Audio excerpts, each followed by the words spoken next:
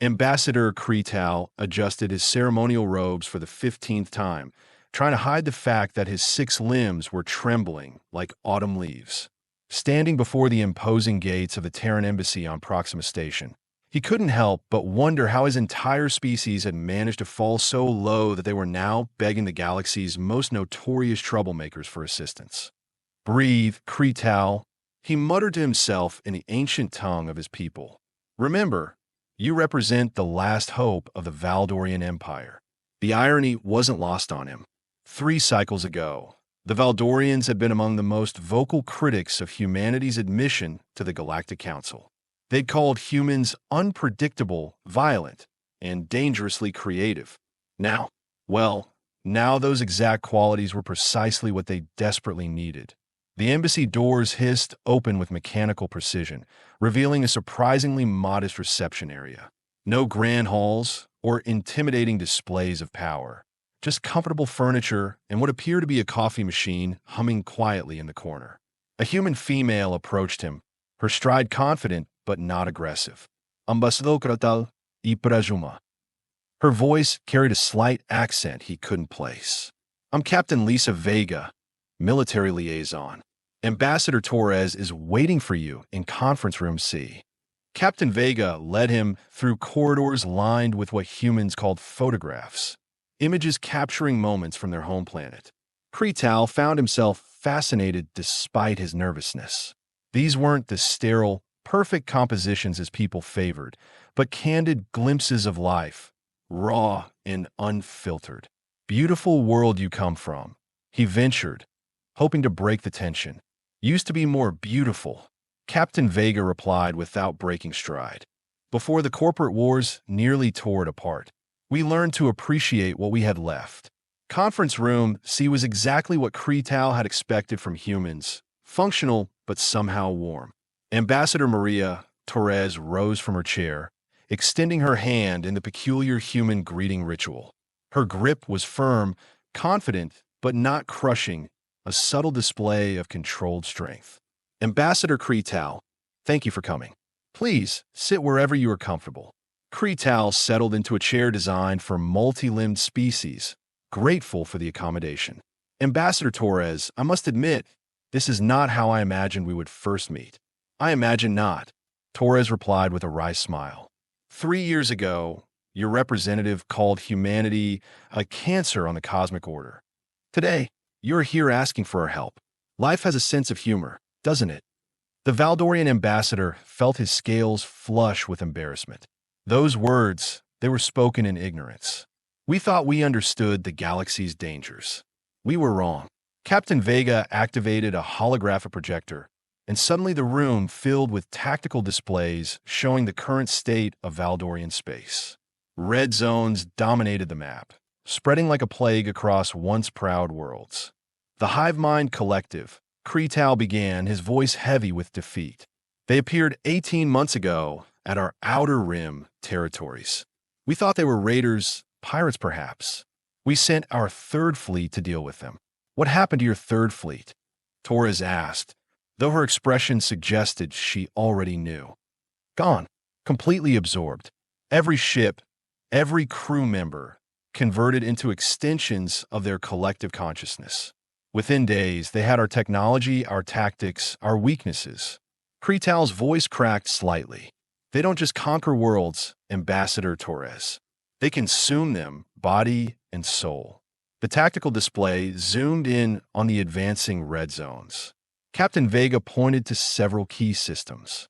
They have taken Valdor Prime, your industrial heart, Kepler Station, your main research facility, even the sacred temples of Zaranine.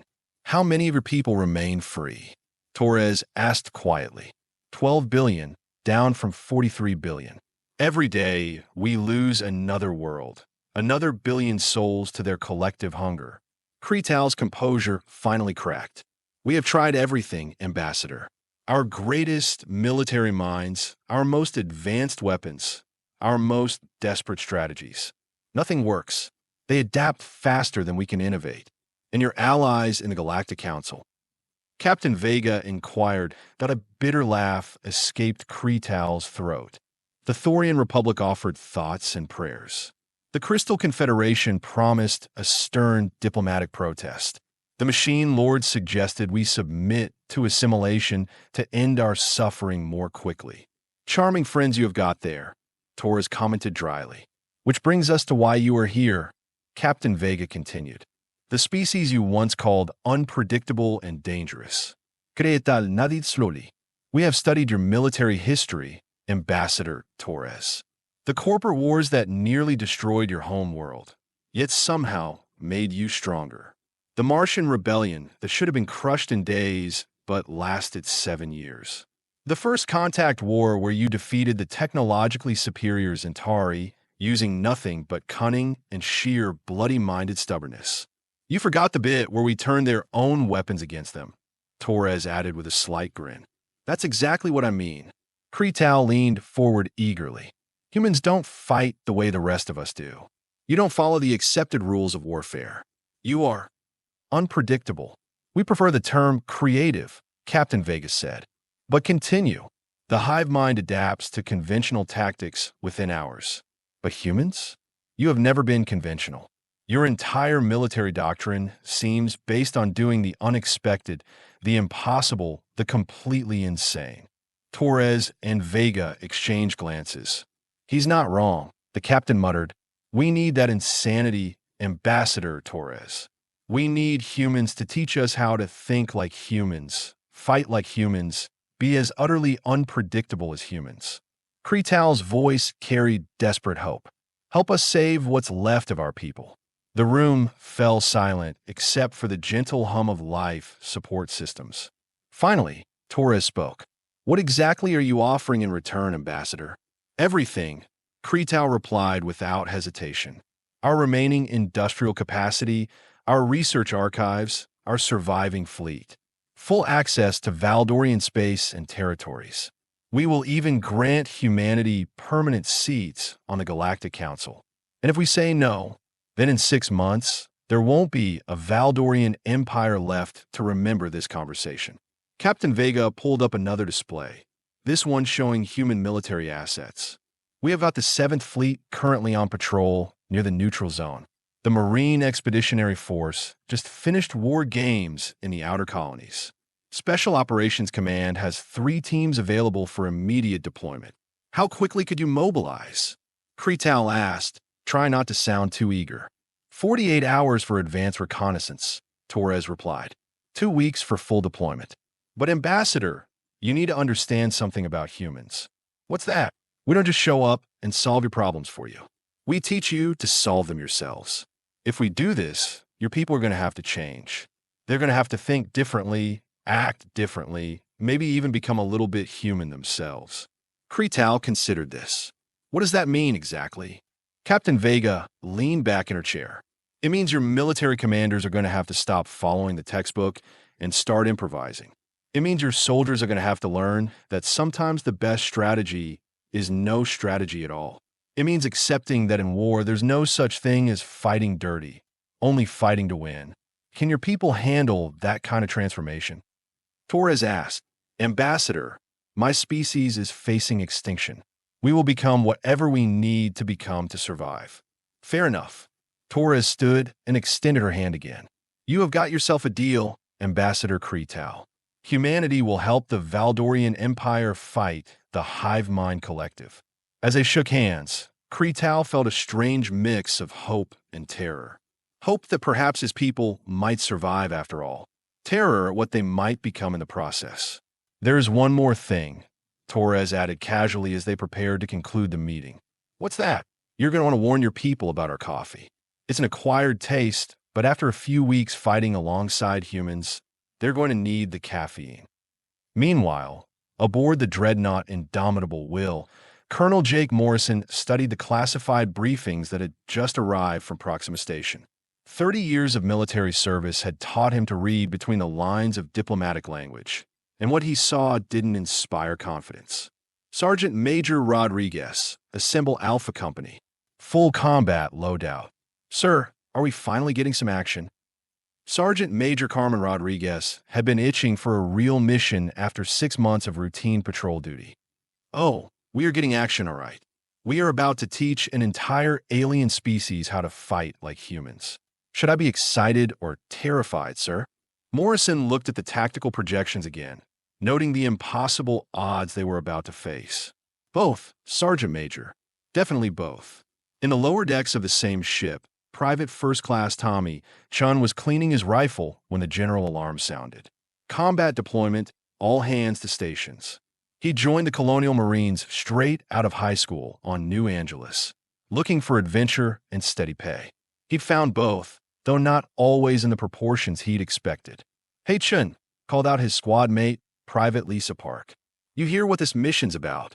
"Something about helping aliens fight other aliens." "Standard Tuesday, right?" "Word is these aliens specifically asked for human help. Apparently, we have got a reputation." Chun grinned as he shouldered his gear. "Good reputation or bad reputation? Knowing us? Probably both." As the Indomitable will changed course toward Valdorian space, none of them truly understood what they were about to face. The Hive-Mind collective wasn't just another enemy. It was something that challenged the very concept of individual consciousness. But then again, humans had always specialized in fighting impossible wars against impossible odds. The question wasn't whether they could help the Valdorians survive. The question was what both species would become in the process. After all, when humans got involved, nothing ever stayed the same. 3 weeks later, Colonel Morrison stood on the bridge of the Valdorian command ship Eternal Vigil, watching what remained of the once mighty Valdorian fleet prepare for what could very well be their final battle. The irony wasn't lost on him that the ship's name might prove prophetic in ways nobody had intended.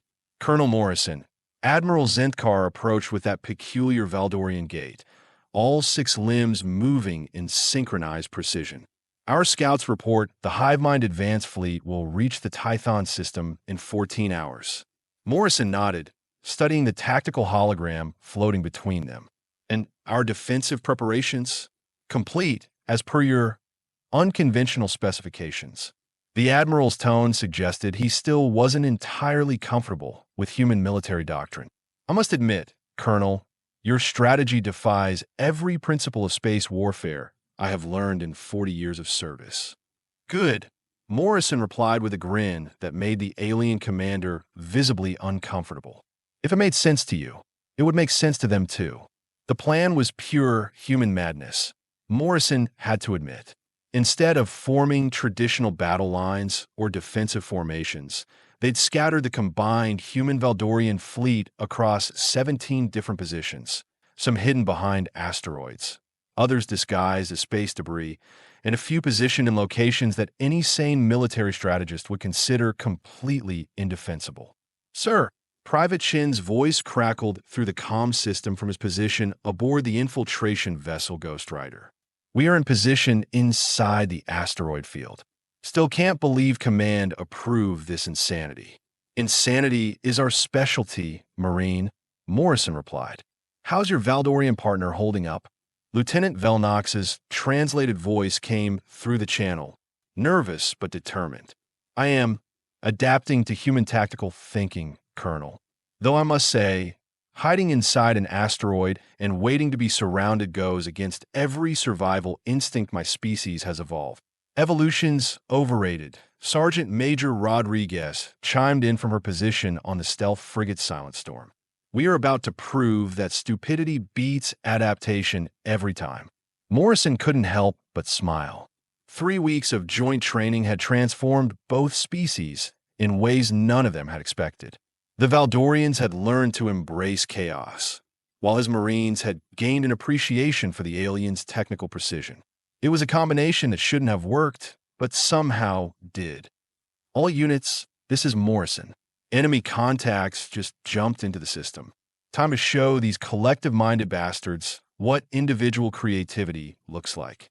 The Hive-Mind fleet emerged from hyperspace in perfect formation, a sight that would have struck terror into any conventional military force. Hundreds of ships moving as one entity, each vessel a mirror of the others, each crew member thinking identical thoughts. It was the ultimate expression of military efficiency.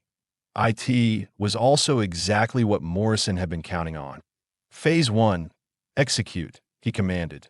Suddenly, what had appeared to be innocent space debris throughout the system began broadcasting signals. Not weapon signatures or tactical data, but something far more insidious. Random radio chatter, music, personal messages, and most importantly, dozens of fake fleet command frequencies, all issuing contradictory orders. The Hive-Mind fleet hesitated for exactly 3.7 seconds as it processed this information overload. In those precious moments, the hidden human Valdorian task forces struck. Ghost Rider, this is Chun. We're lighting them up from inside the asteroid field. The infiltration team had spent 2 days carefully positioning themselves within the rocky debris, waiting for the enemy to surround them. Now, as Hive-Mind ships moved through the field in their predictable search pattern, they found themselves taking fire from targets that shouldn't have existed. Silent Storm reporting successful torpedo run. Rodriguez's voice carried savage satisfaction. Their port flank is in chaos. But the Hive-Mind adapted quickly, as they always did. Within minutes, they'd identified the human tactics and began adjusting their formation to counter them. Colonel, Admiral Zentkar's scales had turned pale with fear. They're adapting faster than our projections indicated. We have perhaps 6 minutes before they neutralize our advantage. Then it's time for Phase 2, Morrison replied calmly. All units, execute Crazy Ivan protocol. What happened next would be studied in military academies for generations, assuming anyone survived to write about it. Instead of maintaining their positions or retreating to defensible locations, the entire combined fleet began moving in completely random patterns. Not tactical maneuvers, not strategic positioning, just pure, unpredictable chaos. Ships would suddenly accelerate toward enemy formations only to veer off at the last second. Others would appear to retreat in panic, then reverse course and attack from unexpected angles. Some vessels simply spun in place while broadcasting ancient Earth rock music at maximum volume. This is madness. Lieutenant Velnox transmitted from his position inside the asteroid field. We are behaving like intoxicated children. Exactly, Chin replied, his voice gleeful as he piloted the Ghost Rider through a series of impossible maneuvers that defied both physics and sanity. That's the point. They can't adapt to tactics that don't make sense. The Hive-Mind fleet began showing signs of something unprecedented in their collective history: confusion. Their perfect coordination faltered as different sections attempted to counter conflicting human strategies simultaneously. Some ships began firing on their own forces as the collective consciousness struggled to process the sheer randomness of human behavior. Now, Morrison commanded, Phase 3. Hit them with everything we have got. The moment the Hive-Mind's coordination broke down, the real attack began. This wasn't the chaotic maneuvering of Phase 2, but precision strikes executed with the technical excellence the Valdorians were famous for, guided by the creative targeting solutions only humans could conceive. Direct hit on their command cluster, reported Captain Sarah Kim from the destroyer Relentless. Their entire left wing is breaking formation. Confirmed multiple kills in Sector 7, added Commander Alex Rivera from the cruiser Defiant. They are trying to regroup, but can't seem to decide on a formation. The battle raged for 6 hours, a chaotic dance of impossible maneuvers and devastating firepower. Ships that should have been destroyed by conventional tactics survived through sheer unpredictability, while Hive-Mind vessels found themselves outmaneuvered by opponents who seemed to actively ignore the laws of physics and military science. But it was Private Chun who dealt the killing blow. Colonel, this is Ghost Rider. His voice came through the comm with barely contained excitement. I've got a crazy idea. Chun, all your ideas are crazy. What makes this one special? I want to ram their flagship. The comm channel fell silent for a moment. Finally, Morrison responded. Explain. They have been adapting to everything we throw at them, right? But they can't adapt to something that kills both of us. Their collective consciousness can't process the concept of mutually assured destruction because it goes against their survival programming. Lieutenant Velnox's translated voice joined the channel. Chun, that's completely insane. I'm open to better suggestions, but we have got about 12 minutes before they finish adapting to our chaos tactics. Morrison looked at the tactical display. Chen was right. The Hive-Mind was beginning to counter their randomness by simply ignoring it and focusing on systematic destruction of human forces. They needed something so fundamentally contrary to collective thinking that it would break their adaptation cycle entirely. Do it, Morrison commanded. But Chun, make sure you take as many of those bastards with you as possible. Roger that, Colonel. It's been an honor. The Ghost Rider broke from the asteroid field, accelerating directly toward the massive Hive-Mind flagship.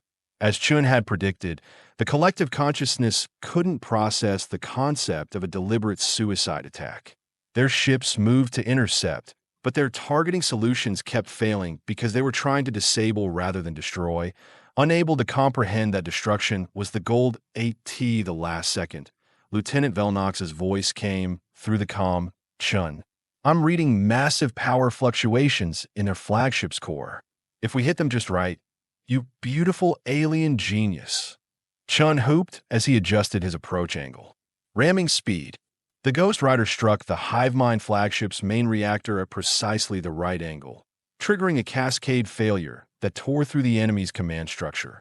The explosion was visible from 3 star systems away, taking 17 enemy vessels with it and severing the collective consciousness's control over the remaining fleet. All units, this is Morrison. Enemy fleet is in full retreat. Repeat, the Hive-Mind is retreating. The cheers that echoed through the comm channels came in 2 different languages. Human and Valdorian voices united in victory. For the first time in 18 months, the Hive-Mind collective had been not just defeated, but completely routed. 6 months later, Ambassador Kretal stood once again in the Terran embassy on Proxima Station. But this time, he wasn't begging for help. He was delivering a gift. Ambassador Torres, he said, presenting her with a small crystalline device. The Valdorian High Council has voted unanimously to grant humanity full partnership status in our empire. This contains the access codes to every Valdorian military installation, research facility, and industrial complex. Torres accepted the device with appropriate ceremony. The Galactic Council won't be happy about this new alliance. The Galactic Council, Kretal replied with what Torres had learned was the Valdorian equivalent of a grin, can kiss our collective posteriors. We have learned something valuable from humans, Ambassador. Sometimes the right thing to do is also the completely insane thing to do. And the Hive-Mind, scattered to the outer rim territories, avoiding human space like it carries a plague. Apparently, even a collective consciousness can learn to fear something. Torres nodded thoughtfully. Any word on Private Chen's family? I know he left behind people on New Angeles. His parents have been granted full Valdorian citizenship and a permanent settlement on our most beautiful world. It's the least we could do for the human who taught us that sometimes the greatest victory requires the greatest sacrifice. As Kretal prepared to leave, he paused at the door. Ambassador Torres, there's one more thing. My people have a saying now, something we learned from humans. What's that? When facing impossible odds, don't adapt to the situation. Make the situation adapt to you. Torres smiled. That sounds about right. Very human of you, Ambassador. Thank you, Kretal replied. I consider that the highest compliment possible. And as the Valdorian ambassador left the embassy, Ambassador Torres couldn't help but think that perhaps the galaxy was about to become a much more interesting place. After all, there were now 2 species who believed that the impossible was just another word for Tuesday. But the story doesn't end there. Because when humans get involved, things tend to spiral in directions nobody expects. 2 years after the Battle of Tython, Sergeant Major Rodriguez found herself standing in the most unlikely place imaginable. The pristine halls of the Galactic Council chamber on Centrum Prime. The marble floors gleamed under artificial sunlight, and representatives from dozens of species sat in their designated sections, all staring at her with expressions ranging from curiosity to outright hostility. Sergeant Major Carmen Rodriguez, Terran Colonial Marines, she announced to the assembled delegates. I'm here to discuss what you folks like to call the human problem. The Thorian Republic's representative, a bird-like creature with iridescent feathers, ruffled in apparent agitation. Sergeant Major, with all due respect, this council deals with diplomatic matters. Military personnel are typically not. Oh, but that's where you are wrong, Ambassador Krilltak, Rodriguez interrupted with a smile that didn't reach her eyes. See, everything's military when humans are involved. That's kind of our thing. Murmurs rippled through the chamber. The Crystal Confederation's delegate, a being of living mineral that spoke through harmonic resonance, chimed in with barely disguised contempt. The Terran species continues to demonstrate why they were initially excluded from civilized discourse. Their barbaric approach to problem-solving threatens the very fabric of galactic society. Rodriguez laughed, a sound that somehow managed to carry equal parts amusement and menace. Barbaric? That's rich, coming from the species that suggested the Valdorians submit to assimilation rather than fight back. Tell me, Ambassador Crystal Song, how's that peaceful coexistence working out for the 17 worlds the Hive-Mind absorbed while you were drafting strongly worded letters? The chamber fell silent. It was true, and everyone knew it. While the Galactic Council had debated protocols and procedures, entire civilizations had been consumed. Only the alliance between humans and Valdorians had finally pushed back the tide. The point is, Rodriguez continued, pacing in front of the assembly like a predator sizing up prey, you all seem to think humans are some kind of galactic menace. But here's what's really got your scales, feathers, and crystalline structures in a twist. We're not going away. In fact, we're just getting started. Admiral Zentkar, now serving as the Valdorian representative, rose from his seat. If I may address the council, he began, his voice carrying newfound confidence that hadn't been there 3 years ago. The Valdorian Empire has experienced unprecedented growth and prosperity since our alliance with Terra. Our joint colonies now number 47 systems. Our combined fleet is the most effective military force in this sector, and our technological advancement has accelerated beyond all projections. Built on the backs of human aggression, accused the Machine Lord's representative, a cybernetic entity whose voice buzzed with electronic interference. Your species has abandoned the principles of civilized development in favor of chaotic expansion. Chaotic. Zentkar's scales shifted to an amused purple hue. Ambassador Unit Prime, our expansion follows careful planning and strategic consideration. The difference is that we have learned to plan for the unexpected, to build flexibility into our structures rather than rigid adherence to outdated protocols. Rodriguez nodded approvingly. See, that's what happens when you spend time around humans. You start thinking outside the box. Speaking of which, who wants to guess what we found in the Outer Rim territories? The question hung in the air like a challenge. Finally, the Zentari delegate, a tall, elegant being with silver skin, spoke up. Intelligence reports suggest you have encountered remnants of the Hive-Mind collective. Remnants? Rodriguez's grin widened. Oh, Ambassador Silvar, you always were an optimist. We found something much more interesting than remnants. She activated a portable holographic projector, filling the chamber with tactical displays that made several delegates recoil in shock. The images showed massive structures, clearly artificial, orbiting a dead star system. Meet the builders, Rodriguez announced. Turns out the Hive-Mind wasn't the apex predator we thought they were. They were running from something, and that something has been watching our little war with considerable interest. The chamber erupted in concerned chatter, representatives speaking in dozens of languages simultaneously. The Thorian ambassador's feathers had gone completely white with fear.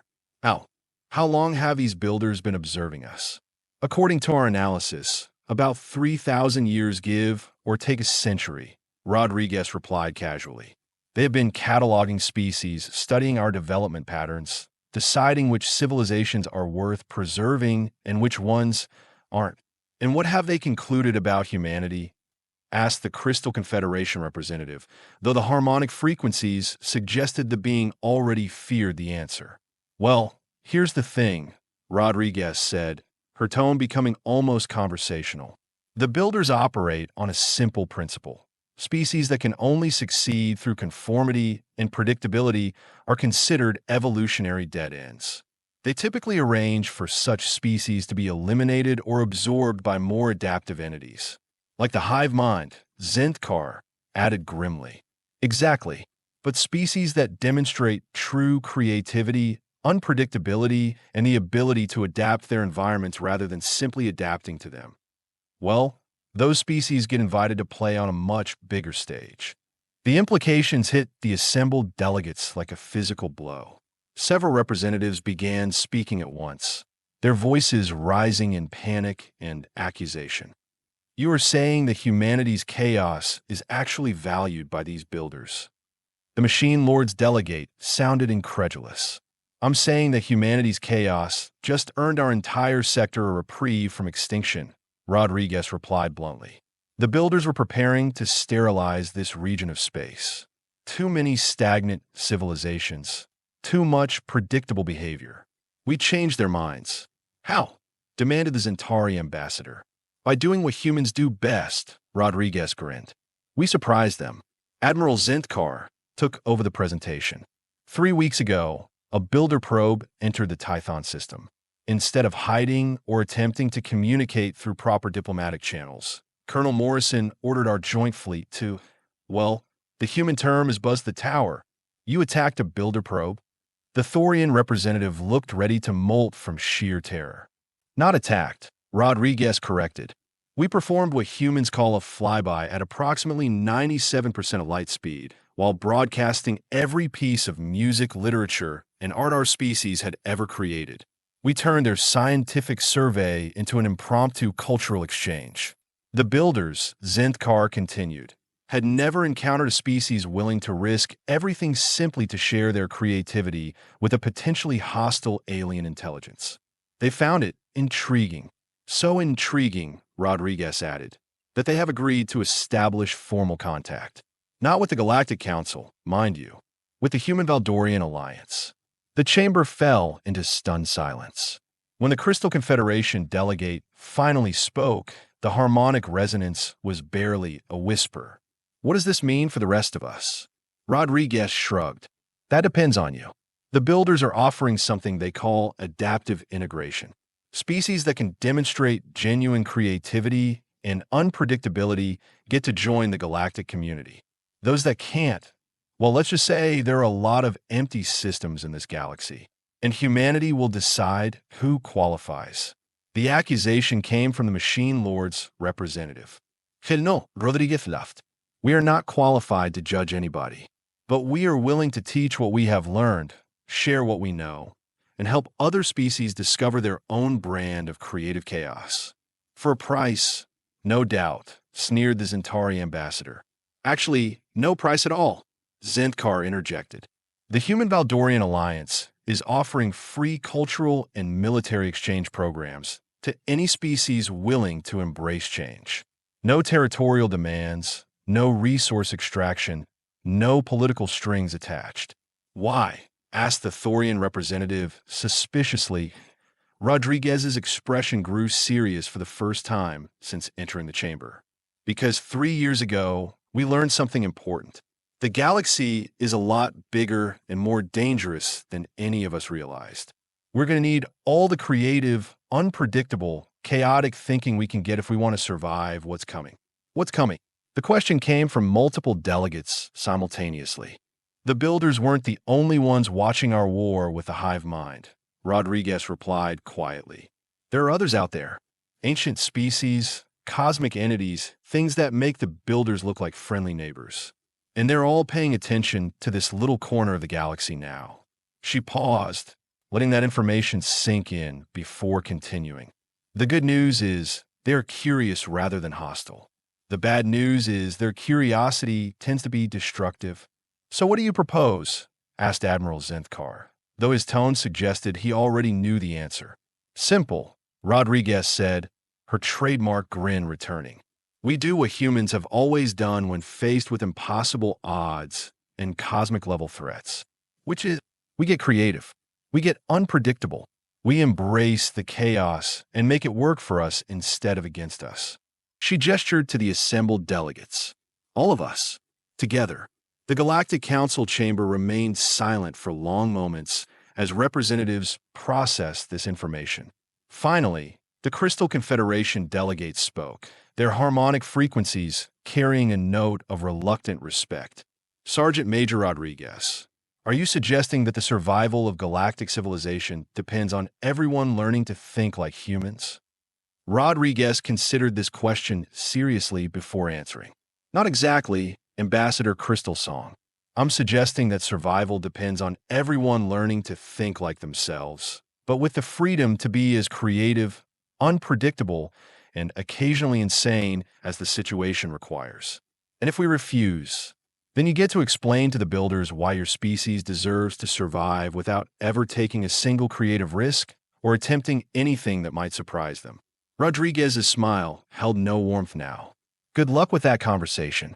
As the session concluded and delegates began filing out in worried clusters, Admiral Zintkar approached Rodriguez.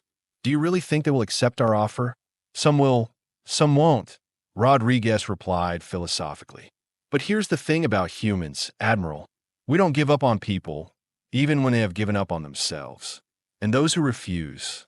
Rodriguez looked out through the chamber's massive windows at the stars beyond. Then they will learn what the Valdorians learned 3 years ago. Sometimes the choice isn't between victory and defeat. Sometimes it's between evolution and extinction. And you believe we can help them evolve. I believe, Rodriguez said with absolute conviction, that every species in this galaxy has the potential for greatness. They just need someone crazy enough to show them how to find it. 6 months later, the first Galactic Creativity Summit convened on New Terra, the joint human Valdorian colony that had become the unofficial capital of organized chaos. Delegates from 37 species gathered to participate in what historians would later call the most important cultural exchange in galactic history. The Thorian Republic sent their most conservative ambassadors, who returned home with plans for a complete restructuring of their military doctrine. The Crystal Confederation's delegates spent 3 weeks learning human music theory and went back to compose symphonies that defied every known law of harmonic resonance. Even the Machine Lords, initially the most resistant to change, established a joint research facility dedicated to developing artificial intelligence that could appreciate art, music, and what humans called the beautiful absurdity of existence. And in the depths of space, ancient entities that had watched civilizations rise and fall for millions of years took note of something unprecedented. An entire sector of the galaxy learning to embrace the unexpected, to find strength in diversity, and to face the unknown with laughter instead of fear. The builders, in their vast alien wisdom, filed a report that roughly translated to humans, recommended for galactic citizenship. Warning: highly contagious. Effects include spontaneous creativity, increased survival instincts, and inexplicable optimism in the face of certain doom. And somewhere in the outer rim, Private Chin's parents read the letter that had arrived from their son's former commanding officer, informing them that their boy had become the first human to have a star system named in his honor. The Chin system, they called it, where a small blue monument orbited the coordinates where the Ghost Rider had made its final, impossible flight. The inscription, carved in both English and Valdorian, read simply, "Sometimes the craziest idea is the only sane choice."